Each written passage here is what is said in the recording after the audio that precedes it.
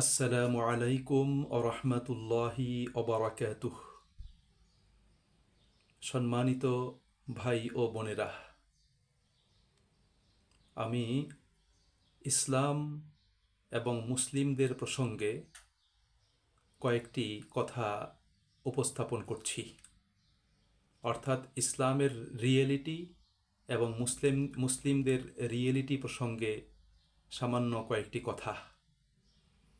প্রথমত আমাদের প্রত্যেককে মনে রাখতে হবে যে একজন সাধারণ মুসলিম যা বলে তা কিন্তু ইসলাম নয়। আল্লাহ এবং তার রাসূল সাল্লাল্লাহু আলাইহি ওয়াসাল্লাম যা বলেছেন সেটাই হলো ইসলাম। অর্থাৎ আমাকে ইসলাম জানতে হলে, ইসলাম বুঝতে হলে এবং ইসলাম মানতে হলে আল্লাহ তাআলার যে বিধান কোরআনুল করিম এবং রাসূল করিম সাল্লাল্লাহু আলাইহি ওয়াসাল্লামের যে সুন্নাহ সেটাকে অনুসরণ করতে হবে। কোনো ব্যক্তির কথা অনুযায়ী চললে সেটা আমার ইসলাম হবে না। দ্বিতীয়ত, মুসলিমদের কাজ অর্থাৎ মুসলিমদের সকল কাজ এটা ইসলামের নমুনা নয়, মডেল নয়। আল্লাহ এবং তার রাসূল আমাদেরকে যা করতে বলেছেন এবং যে বিধান ও দিক নির্দেশনা দিয়েছেন সেটাই হলো ইসলামের মডেল, ইসলামের কাজ। তৃতীয়ত, মুসলিমদের লেখা বই পুস্তক সবগুলোই কিন্তু ইসলামের প্রতিনিধিত্ব করে না, বরং ইসলামের মূল ভাষ্য হলো কোরআন এবং হাদিস। অর্থাৎ কোরআন যে কথা বলে, হাদিস যে কথা বলে, সেটাই হলো ইসলামের মূল ভাষ্য, ইসলামের মূল ছবি। সেটাই আমাদের প্রত্যেককে অবশ্যই দেখতে হবে। 4 নাম্বার, কারো কথা, কাজ এবং লেখা এগুলো ইসলামের ভিত্তি নয়, বরং যে সমস্ত কথা, কাজ এবং লেখার ভিত্তি কোরআন এবং হাদিস, সেগুলোই হলো ইসলামের কথা, কাজ এবং লেখা। অর্থাৎ কোরআন এবং হাদিসের বিপরীতে যদি কোনো বক্তব্য আসে, কোনো লেখা আসে, সেটাকে গ্রহণ করার কোনো সুযোগ নেই, বরং যেই লেখা, যেই কথা, যেই কাজ কোরআন এবং সুন্নাহ অনুযায়ী হবে সেটাকেই ইসলামের আপনার মূল কথা, কাজ এবং লেখা হিসেবে গ্রহণ করতে হবে। 5 নাম্বার, জন্মসূত্রে কেউ মুসলিম হয় না, বরং মুসলিম হতে হলে তাকে জেনে বুঝে ইসলামকে গ্রহণ করতে হবে এবং মেনে চলতে হবে।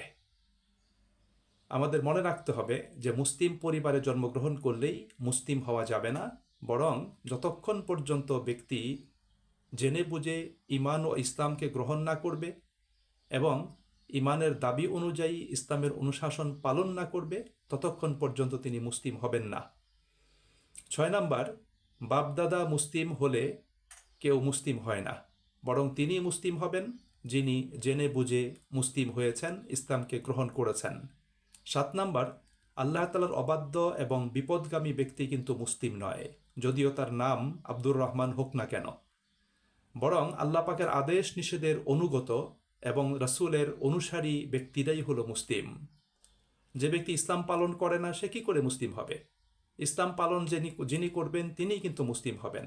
কারণ একজন মুসলিম আর নন মুসলিমের পার্থক্য জন্মে নয়, পোশাকে নয় এবং তার আপনার নামে নয়, বরং একজন মুসলিমের এবং অমুসলিমের মাঝখানে পার্থক্যই হলো তার কর্মে, তার নীতিতে, তার আদর্শে, তার চরিত্রে এবং তার দৃষ্টিভঙ্গিতে।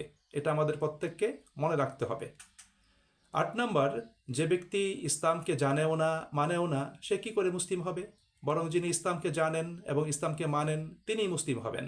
9 নাম্বার, যে ব্যক্তি ইসলামকে জানে কিন্তু মানে না, ইসলামকে জানে, অনেকে বলে যে আমি তো অনেক জানি, অনেক পড়াশোনা করি, কিন্তু সে পালন করে না, সে মানে না।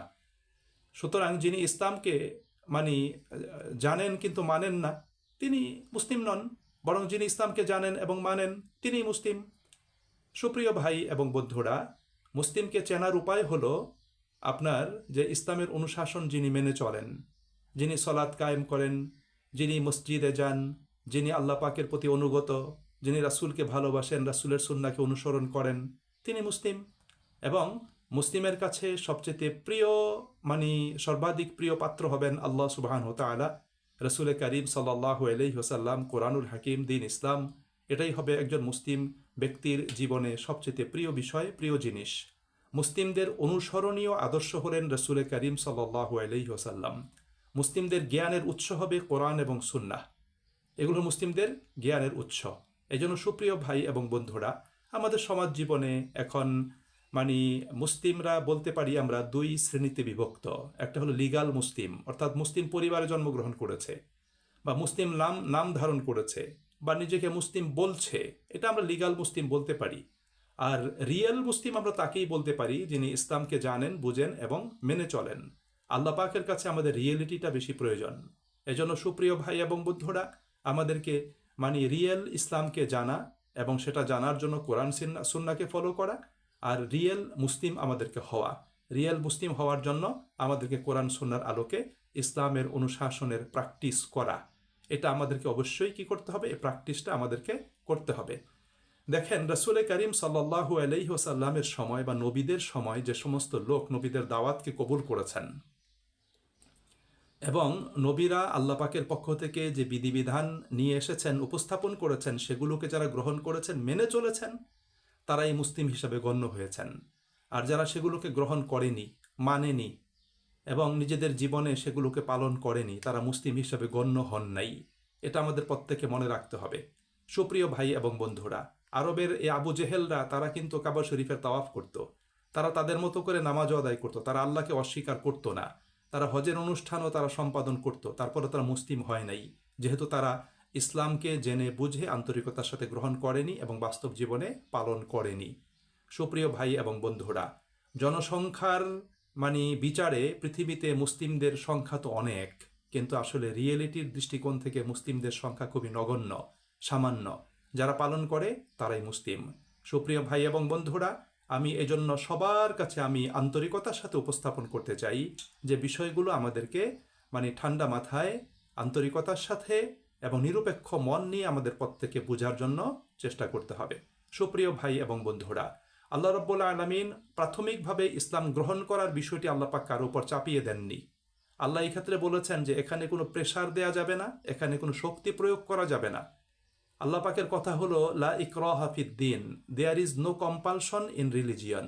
ইসলামে কোনো জোর জবরদস্তি নাই। এটা হলো ইসলাম গ্রহণ করার ক্ষেত্রে। সূরা কাহাফে আল্লাহ তাআলা বলেছেন যে ওয়াকুলিল হাক্কু মির রাব্বিকুম ফামান শাআ ফালইউমিন ওয়া মান শাআ ফালইয়াকফুর, যে হে নবী বলে দাও সত্য তোমার রবের পক্ষ থেকে সমাগত, সুতরাং যার ইচ্ছা সে সত্যটাকে গ্রহণ করবে, মেনে নিবে, ঈমান আনয়ন করবে, যার ইচ্ছা সে সত্য গ্রহণ করবে না।